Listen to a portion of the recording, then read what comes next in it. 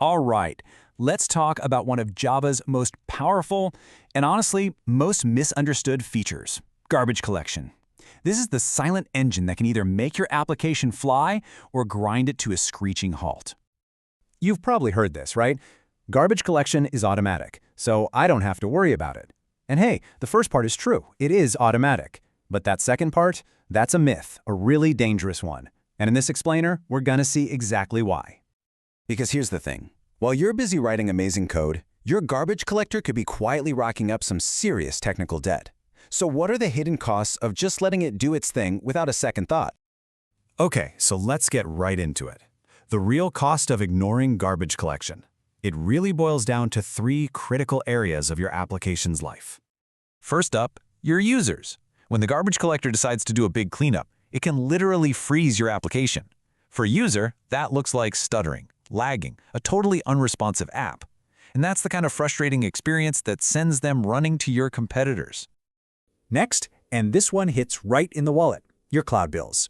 You see, an inefficient garbage collector is a massive CPU hog. All that extra churning and burning processor cycles, that translates directly into a bigger bill from your cloud provider. You're literally paying more money for your app to run slower. Think about that. And finally, the most devastating cost of all, downtime. This is the worst-case scenario. The GC gets stuck in this death spiral, trying again and again to free up memory it just can't find. Your application becomes completely unresponsive, and the only way out is a hard restart. That means your app is down, and your users are completely left in the dark. Okay, so that's the scary stuff. The good news? You can absolutely do something about it. But first, you've got to learn how to listen to your JVM and decode its secrets. Believe it or not, your JVM is constantly trying to talk to you. It's leaving you messages in its GC logs. The only problem is, it's speaking in this super cryptic language. I mean, look at this thing. It's a wall of text. Trying to find the root cause of a problem in here by hand is, well, it's a nightmare. But this is where the magic happens. A good analysis tool is like a universal translator. It takes all that gibberish from the log file and turns it into a clean, simple visual, just like this one. All of a sudden, the patterns just pop out. You can see the spikes, you can see the problems, you can turn all that noise into real, actionable insight.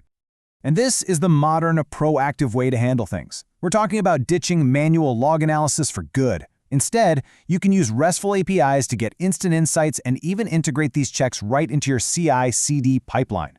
The goal here is to catch these memory issues before they ever make it to production. No more firefighting. All right, now that we know how to look, let's talk about what we should be looking for. We're going to tackle 2 of the most common and, frankly, most annoying GC problems you're likely to run into. Problem number 1 is a mouthful: consecutive full GCs. This is that death spiral we talked about. It's when your JVM is frantically running these huge, full-scale cleanups over and over again, maxing out your CPU, pausing your application, all while reclaiming just a tiny, tiny sliver of memory. It's working super hard and accomplishing almost nothing. So what's really going on here? The analogy is perfect. You're trying to fit a truckload of objects into a small, compact car. It's just not going to work.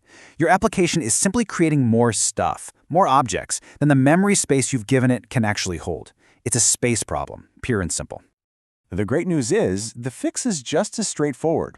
You basically have 3 options. 1, get a bigger car. That means increasing your JVM heap size. 2, you can also increase the metaspace size, which is for class metadata. Or option 3, just get more cars. You can add more JVM instances to help share the load. Okay, on to our second common mystery, long GC pauses. Oh man, these are the silent killers of user experience. This is that moment where your app just hangs, it stutters, it feels broken, and you can bet your users are feeling that frustration. So, what causes these awful pauses? Well, it usually comes down to a couple of usual suspects.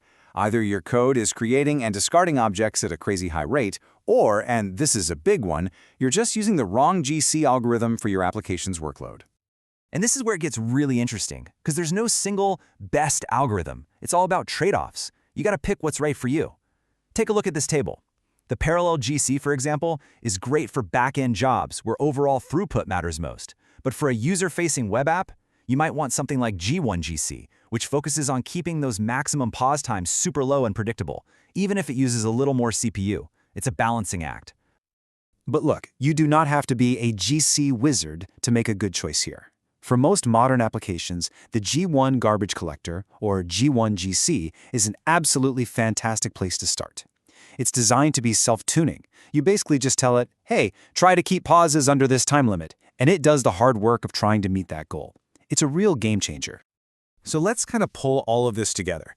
Getting smart about garbage collection isn't just about fixing bugs, it's about building fundamentally better applications, smarter, faster, and way more resilient.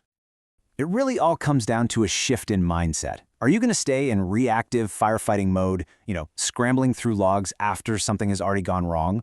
Or are you going to be proactive, using automated tools to tune performance, prevent problems, and hey, even save a few bucks on those cloud bills? So I'll leave you with this one question to think about. Is your garbage collector working for you, or is it silently working against you? The cool part is, after this, you have the knowledge to make sure it's always on your team.